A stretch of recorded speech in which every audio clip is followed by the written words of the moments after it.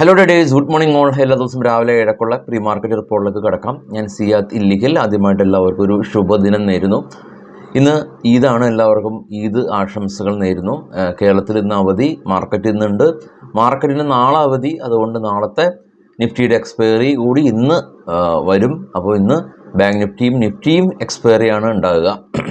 അതുപോലെ തന്നെ ഇന്ന് വൈകിട്ട് 6 മണിക്കാണ് യു എസിലെ ഇൻഫ്ലേഷൻ ഡേറ്റ വരുന്നത്. ഇൻഫ്ലേഷനെ സംബന്ധിച്ച് ഇപ്പോഴും ആളുകൾക്ക് സംശയങ്ങളുണ്ട്. എങ്ങനെയാണ് അതിനെക്കുറിച്ച് വ്യക്തമായിട്ട് നമ്മൾ വീഡിയോ ചെയ്തിട്ടുണ്ട്.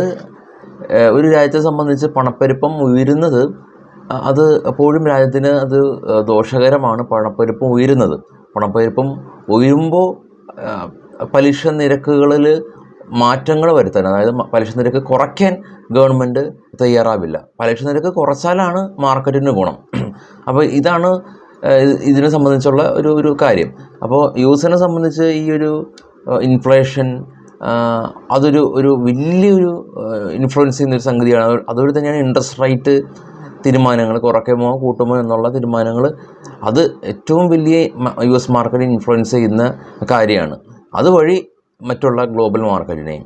അപ്പോൾ ഇതിനു മുമ്പുള്ള സമയങ്ങളിലെല്ലാം തന്നെ പലിശ നിരക്കുകൾ പോസ് ചെയ്തിട്ടുണ്ടായിരുന്നു. കഴിഞ്ഞ നമ്മുടെ ഇന്ത്യയുടെ മോണിറ്ററി പോളിസിയിൽ നമ്മൾ ഓർക്കുന്നുണ്ട്, പലിശ നിരക്കുകളിൽ മാറ്റം വരുത്തിയിട്ടില്ല. ഈവൻ പലിശ നിരക്കിൽ മാറ്റം വരുത്താത്തത് പോലും മാർക്കറ്റിന് ഗുണകരമാണ്. പക്ഷേ പലിശ നിരക്ക് കൂട്ടുമ്പോഴാണ് പ്രോബ്ലം. പലിശ നിരക്ക് കൂട്ടുമ്പോൾ വളരെ സിമ്പിളാണ്. കൂടുതൽ കമ്പനികൾക്ക് കൂടുതൽ അവരുടെ ലോണിൻ്റെ റീപേയ്മെൻറ്റിൻ്റെ ഇൻട്രസ്റ്റ് കൂടുതൽ വരും. അപ്പോൾ വികസന പ്രവർത്തനങ്ങൾ കമ്പനി കുറയ്ക്കുമെന്നുള്ളതാണ് കൺസെപ്റ്റ്. എനിവേ, നമ്മുടെ മാർക്കറ്റിലേക്ക് വരുമ്പോൾ ആദ്യമായിട്ട് ആ ഒരു ന്യൂസ്, യു എസിൽ നിന്ന് വരുന്ന ആ ഒരു തീരുമാനം പലിശ നിരക്കിൻ്റെ മാറ്റങ്ങളല്ല, എന്താണ് ഇന്നത്തെ ഇൻഫ്ലേഷൻ ഡേറ്റ, പണപ്പെരുപ്പ നിരക്ക് എന്താണെന്നുള്ള ഡേറ്റയാണ് ഇന്ന് വൈകിട്ട് 6 മണിക്ക് വരുന്നത്. നമ്മുടെ മാർക്കറ്റിലേക്ക് വരുമ്പോൾ പേടിഎമ്മിനായിട്ട് സംബന്ധിച്ച ന്യൂസ് ഉള്ളത് പേടിഎമ്മിൻ്റെ M D CEO Sundar Chawla അദ്ദേഹം റിസൈൻ ചെയ്തതായിട്ടുള്ള ന്യൂസ്. ലുപ്പിൻ ഒരു പുതിയ മെഡിസിൻ യു എസ് മാർക്കറ്റിൽ ലോഞ്ച് ചെയ്തു. ഏകദേശം $128 മില്യൺ ഈ ഒരു മെഡിസിൻ സെല്ല് ചെയ്യുക വഴി അവർ ലക്ഷ്യമിടുന്നത്. ശ്യാം മെറ്റാലിക് കമ്പനി അവരുടെ പ്രൊഡക്ഷൻ കപ്പാസിറ്റി ഉയർത്തുകയാണ് എന്നുള്ള ന്യൂസ്. അവന്യൂ സൂപ്പർ മാർക്കറ്റ് പുതിയ സ്റ്റോർ ബാംഗ്ലൂരിൽ അവർ തുടങ്ങിയിട്ടുണ്ട്. പൈസാലോ ഡിജിറ്റൽ 38% ലോൺ ഡിസ്ട്രിബ്യൂഷൻ കമ്പനി നടത്തി. എക്സൈഡ് ഇൻഡസ്ട്രീസ് ഇവർ ക്ലീൻ മാക്സിൽ ഏകദേശം $6 കോടി ഫർദറായിട്ട് ഇൻവെസ്റ്റ്മെൻറ്റ് നടത്തി. Aditya Birla fashion, Aditya Birla life style എന്ന് പറയുന്ന പുതിയൊരു ബ്രാൻഡ് അവർ വികസിപ്പിച്ചു. ഇൻഡസ്ഇൻഡ് ബാങ്ക് ഇൻവെസ്കോ ഇന്ത്യയിൽ ഫർദറായിട്ട് നിക്ഷേപം നടത്തി. ഇനോക്സ് വിൻഡ് ഈ ഒരു കറണ്ട് ഫിനാൻഷ്യൽ ഇയറിൽ 800 മെഗാവാട്ട് ടാർഗറ്റായിട്ടാണ് അവരുടെ സോളാർ പ്രൊജക്റ്റുകളെല്ലാം തന്നെ അവർ ലക്ഷ്യം വെക്കുന്നത്. Tata Motors Goldman Sachs Tata മോട്ടോഴ്സിന് റേറ്റിംഗ് അപ്ഗ്രേഡ് ചെയ്തു എന്നുള്ളതാണ് ന്യൂസ്. ഇനി ഗ്ലോബൽ മാർക്കറ്റ് പരിശോധിക്കുമ്പോൾ ഏറ്റവും താഴേന്ന് നോക്കാം. നാസ്ഡാക്ക് ഗ്രീനിലടച്ചു, ഡോ റെഡിലടച്ചു. അതിന് മുകളിലുള്ള യൂറോപ്യൻ മാർക്കറ്റ് റെഡിലടച്ചു. ബിറ്റ്കോയിൻ 2500 പോയിൻറ്റിൻ്റെ ഫോള്. ഡോ ഫ്യൂച്ചർ ഇപ്പോൾ ഫ്ലാറ്റാണ്. ഏഷ്യൻ മാർക്കറ്റ് ഇപ്പോൾ ഫ്ലാറ്റാണ്. നിഫ്റ്റി ഇൻഡിക്കേറ്റ് ചെയ്യുന്നത് ഒരു 50 പോയിൻ്റ് അപ്പാണ്. ഗോൾഡ് 2350 ചുരുക്കം പറയുകയാണെങ്കിൽ നമ്മുടെ മാർക്കറ്റ് ക്ലോസ് ചെയ്തതിന് ശേഷം യൂറോപ്യൻ മാർക്കറ്റ് റെഡിലടച്ചു, യു എസ് മാർക്കറ്റ് മിക്സ്ഡ് ആയിരുന്നു. അതായത് നാസ്ഡാക്ക് ഗ്രീനിലടച്ചപ്പോൾ ഡോ റെഡിലടച്ചു. എന്നാൽ ആ ഡോ ഇപ്പോൾ ട്രേഡ് ചെയ്യുന്നത് പോസിറ്റീവാണ്. നിഫ്റ്റി ഇൻഡിക്കേറ്റ് ചെയ്യുന്നത് ഏകദേശം ഒരു 50 പോയിൻ്റ് അപ്സൈഡാണ്.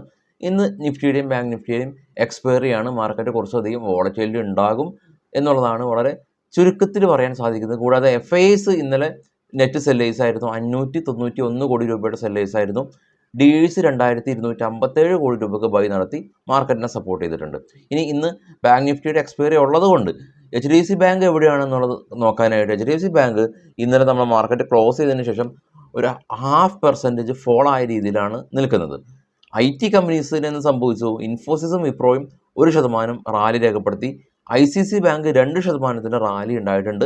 അപ്പോൾ അതായത് ബാങ്ക് നിഫ്റ്റിയിൽ ICC ബാങ്ക് 2% റാലി രേഖപ്പെടുത്തി. HDFC ബാങ്ക് 1% ഫോളായിരുന്നു ADRൽ, അതായത് അമേരിക്കൻ ഡെപ്പോസിറ്റ് റെസിപ്റ്റിൽ.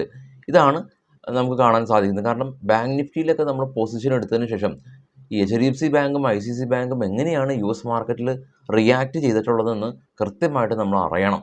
അതല്ല എങ്കിൽ നമുക്കറിയാം, ബാങ്ക് നിഫ്റ്റി ഒരു സിംഗിൾ ഡേ 1500 പോയിൻറ്റിൻ്റെ ഒരു ഗ്യാപ്പ് അപ്പിൽ ഓപ്പൺ ചെയ്ത ദിവസം ഉണ്ടായിരുന്നു. HDFC ബാങ്ക് റാലി രേഖപ്പെടുത്തിയപ്പോൾ അതുപോലെ തന്നെ ഗ്യാപ് ഡൗണിൽ ഓപ്പൺ ചെയ്ത ദിവസങ്ങളുണ്ടായിരുന്നു. അന്ന് ഒട്ടുമിക്ക എല്ലാ ഓപ്ഷൻ റൈറ്റേഴ്സിനും ലോസ് അടിച്ച ദിവസമാണ്.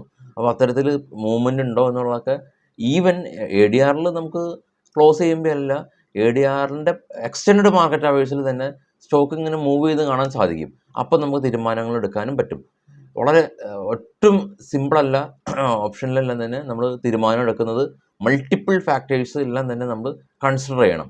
വെറുതെയല്ല നമ്മൾ ഗ്ലോബൽ മാർക്കറ്റ് നോക്കുന്നത്, അതിനെല്ലാം തന്നെ അതിൻ്റെ റെലവൻസ് ഉണ്ട്. ഇനി ഇന്നത്തെ ഓപ്പൺ ഇൻട്രസ്റ്റ് എല്ലാം തന്നെ സമയക്കുറവുകൊണ്ട് നമ്മൾ ചെയ്യാൻ സാധിക്കുന്നില്ല. അതെല്ലാം തന്നെ ചെയ്യുക. പ്രോപ്പറായിട്ട് ഇന്ന് എൻട്രി എക്സിറ്റ് ചെയ്യാൻ ശ്രമിക്കുക. വൈകിട്ട് 7 മണിക്ക് പോസ്റ്റ് മാർക്കറ്റായിട്ട് എത്താം. Thank you all.